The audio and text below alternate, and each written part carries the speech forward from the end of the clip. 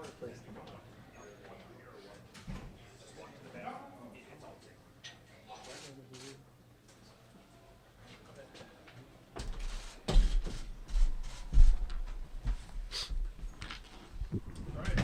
everybody for joining us on short notice. We'll start it off with an opening statement and then I'll open it up for questions. Good afternoon. This morning, head football coach Mark Richt called me to inform me that he was stepping down as our head coach effective immediately. While Mark and I had spoken at length yesterday afternoon and into the evening, I was surprised by his decision this morning. The details of our conversation will remain between us, but it was clear to me that Mark was struggling with the decision. Ultimately, as Mark shared in his letter earlier today, he believes that it is in the best interest of the U, a place that he so dearly loves, to retire. Should Mark choose to share more insight into his decision, I'll defer to him. Because our players are spread around the country at home over the holidays, both Mark and I informed them via text message and email messages, and while not ideal, we had no choice due to the timing of Mark's decision. I will meet with the team upon their return to campus in a few weeks. Let me provide a few insights into a few items. The decision for Mark to retire is his and his alone. While my tweet after our bowl game noted our performance was unacceptable, I also tweeted that Mark and I were committed to fixing it, and those discussions had already begun. At no time did I or anyone at Miami ask for or suggest that Mark step down. He truly made the decision based on his love of the U, his family, and his desire to move forward and write the next chapter of his life in retirement. The U has been a part of Mark's life for many years as a player, fan, and coach, and I know that he and Catherine gave their all when they returned to Coral Gables 3 years ago. We are proud of the many accomplishments of his teams, our top 10 rankings, our graduates, and the restoring of excitement to Canes football. Mark will always be held in high regard by the Miami family, and I know that he and Catherine will always be there for us. He is a great football coach, but an even better person, and we're all better for having him on our side. We will begin a national search for a new head coach today.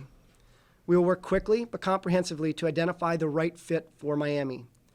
I am confident there will be a great deal of interest in our program as our fan support, tradition, facilities, recruiting base, conference affiliation, and world-class university all make this an attractive job. I know there'll be much speculation and rumors and innuendos about candidates and the process, but I encourage everyone to be patient and to not believe everything they read. I'm happy to answer any questions you might have, but I will not address specific questions about any potential candidates. So with that said, happy to take any questions. Will this be the traditional search where you go hire a search firm and you go through a week, 2 week process like that, or will you try to move quicker than that? We're going to try to move as quick as possible. I don't know that there is a traditional search. I think it varies from search to search. What I'll say is we're committed to getting the best person for the University of Miami football program as quick as possible. Well, you said you told Mark, had you suggested any changes that you wanted to see implemented over the last several days? Yeah, Mark and I met yesterday afternoon. I don't think it's a secret to anyone here that follows our program that offensively we hadn't operated at the level that I think any one of us would want, including Mark. And we talked about what we needed to look at and what we needed to do different. Did you get any sense in that conversation that there would be resistance to anything that you were suggesting? No, Mark's a very smart guy and understands the game and recognized that things had to change on the offensive side of the ball. Was there any point throughout the season where you got the sense that maybe Rick's heart wasn't in anymore and this was slowly building up and coming? No, I wouldn't say that. Obviously, I think, and Mark was public about it, the 4-game losing streak, I think, and you guys can check the quote, but I think it said it was one of the hardest times in his football career. And obviously, any time you go through something like that, when he's been in as long as he has, I think that probably wore on him, but that's probably a better question for him. But, I know he likes to win. Mark has always won, and I know that was a tough time for him. How bad of a time period is this, considering recruiting is right around the corner and with the exit of Diaz? Well, again, I think the good news is we're in a dead period. The reality is we have a number of weeks before the signing period in February, and so I don't think there's ever a good time. Obviously, as I said, we need to move quickly. We need to get a new head coach in place and have them have a staff ready to go that we can continue to add on to the number of young men that have already committed to our program in the early signing period. You just signed a bunch of guys. Have any of those signees asked to be released, or is it? At this point, Tim, everything's been a whirlwind this morning. I'm not sure that I could even answer that question. Will there be any push for whoever the next coach is? Will there be any stipulation as far as, hey, we like what happened on the defensive side of the ball, we want to keep those guys intact, or will the next coach have free reign to hire some on the staff? Well, I think anytime you bring a coach in, you want them to hire their staff. Obviously, I'll be quick to point out we're one of the best defenses. I'll argue the best defense in the country, and there's a lot of great things going on that side of the ball, and we have a lot of great football players on both sides of the ball. And so I'm sure whoever the next head coach is will identify the right people they need to achieve at the level that we all expect Miami Hurricane football to be at. And beyond that, those decisions will really be made by that person. When you were with Mark yesterday, did you have any indication what was going to happen, what was coming today? I'll say I was surprised, based on our conversation. But again, I know, as I said in my opening statement, I know Mark was really struggling with things. And when we spoke this morning, this is what he feels is best for him and his family. He wants nothing but the very best for our program, and so well surprised at his decision. There's a lot that was going on. For the next head coach, how important is longevity? Really, the last 3 head coaches here didn't last very long. So how do you convince a coach to stay here, and how important is that going to be in your search? I think to me, success is the most important thing. Obviously, I'd love to have a successful coach that stays a long time, but I think we all want to see Miami football back at the top. And you look at some of our coaches through history, their longevity might not have been what ideally we would have all wanted, but the success that they brought to the program and the notoriety that they brought to the program, and really who we are today, were some coaches that weren't here as long as maybe some coaches are nationally at spots, but they elevated our program to the highest levels. And so my job is to find the person who can elevate to the highest level, and then I'm going to do all I can to keep them here as long as we can. Blake, with that being said, how much of a premium was put on finding a head coach who has ties to the success of this program in years past? I don't think there's a premium to that. What there's a premium on is getting the best person for the job, and a person who can elevate us to the highest level. And what I'm going to do is look for whoever I believe is that person that can take Miami football to where it's been in the past and where I'm confident it's going to be again in the future. We need to be in Charlotte competing for ACC championships, and I want to see us in the playoffs, the college football playoffs in the future. And again, I think we have the talent pool in the state of Florida. I think we have the resources within our athletic program, and we have, I'll say, the greatest university in the country, and all those things will bode well for us as we find that next leader. There was such a groundswell of negativity out there in the social media world about play calling, quarterback position, quarterback coach, Mark's son. Did you discuss John's future at all with him? And did you request changes made at the coaching of that position specifically? Again, Tim, I'm not going to get into specifics. As I said in my open statement, primarily the specifics of Mark and my conversation will remain between us. I guess what I would say in this room is, again, it's no secret, we had to figure out how to get better on offense. And I think there's some obvious things that we needed to do on that front. And Mark and I spoke in great detail about what we could do to better our position offensively in the future. Do you know when he told his staff about it? He told his staff earlier this morning.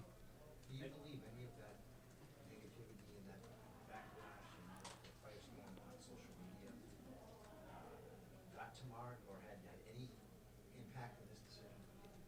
Honestly, that's really a question for Mark. I don't know. Again, does he like losing? No. Again, he was public that was one of the hardest times in his career when we had that 4-game losing streak, and so I know that's out there. Mark did what he felt was best for the program, and again, through our conversations yesterday and in today, he loves this university and wants to see this program succeed at the very highest level, and his decision was based on what he felt was needed for this program to succeed on the highest level. Was there any, and during that conversation this morning, was there any coaching on your behalf where you were trying to tell him to maybe take his time, think about this a little more in depth, and then come back to you with it?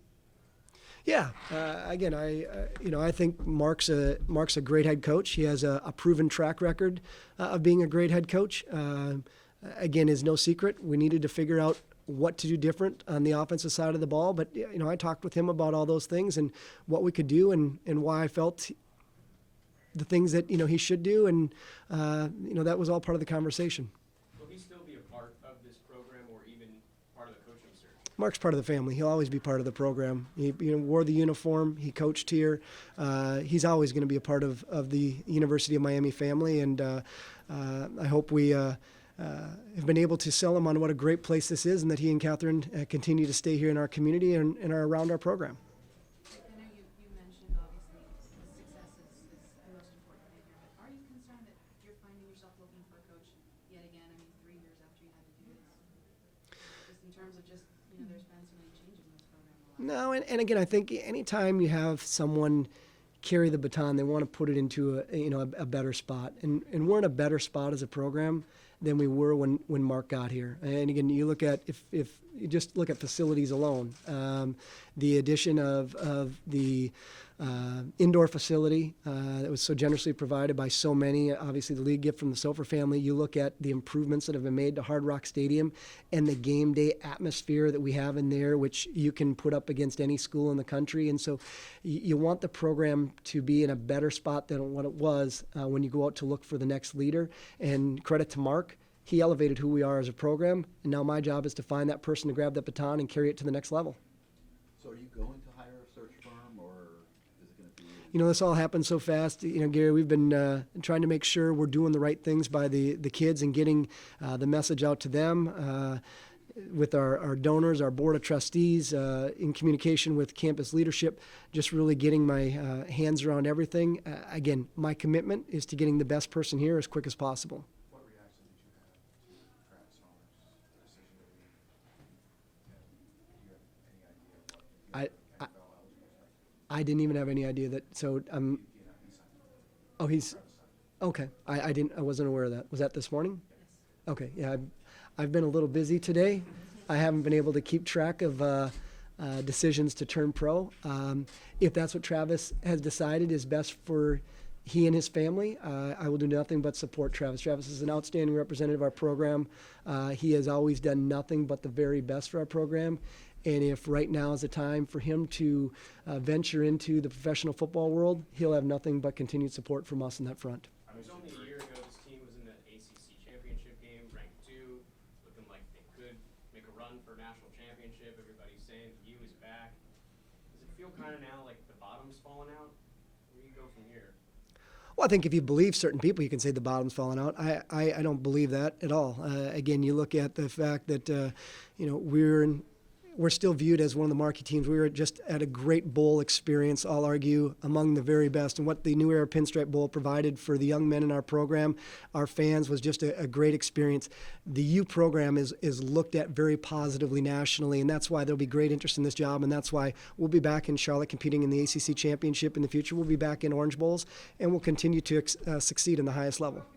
You said you're still gauging reaction from board of trustees and campus leadership.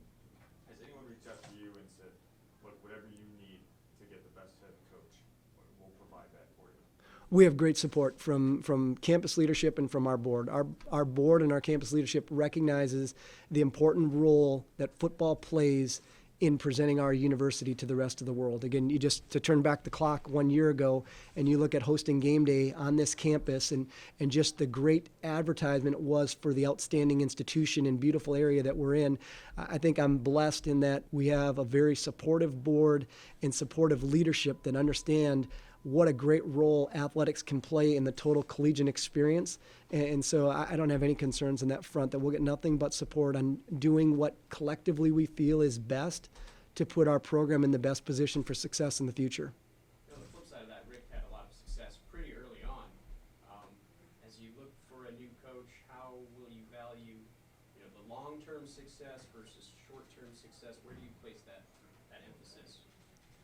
I'm not sure I understand your question. So, Rick had success very early on, was ranked 2 in year 2. When you look for a head coach, is it someone who can win now, or what if somebody wants to come in and rebuild from the ground up? Well, we have a great base here, and so no one's going to have to rebuild. Mark's not leaving the cupboard bare. We got a lot of great young men in our program right now. Do we need to add more? Without a doubt, and that's why we're going to have a coach in place as soon as possible, and we're going to do everything we can to get close this signing class strong in February of 19. But again, it's a marathon. It's not a sprint. we want to win long term. And so if your question am I looking for someone to win 1 year but not be successful long term? No, I want someone who's going to take the baton and elevate who we are as a program. And again, when you look at what Mark did, I think 9 wins, 10 wins, and 7 wins. Over his last 2 years, 12-1 at home, if I remember right. He's succeeding at a high level. Now we want to find someone to take it at an even higher level. Take 2 more questions. Did you know that, I know, like you said, it's a dead period. He would work theoretically for anywhere, but did you know Manny Diaz was on the list? Manny Diaz? I would have any comment on Manny. I guess Manny is on his own schedule. Any more questions? Former players are obviously always vocal around here. How much of influence will they have with some feedback from some of those guys? Well, I think I get a lot of feedback. I'm not short of getting feedback. I guess to answer your question, those guys have tremendous passion for the University of Miami.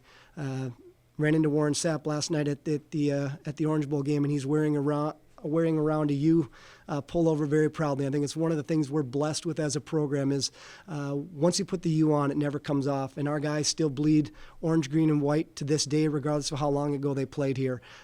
With that said, everyone's going to have different opinions as to the right person is. My job is to identify who the best person is for that job, and I'm going to do that exactly. We'll get the best person for the job, and we're going to take this program forward. All right. Thanks, guys. Thank you all for being here.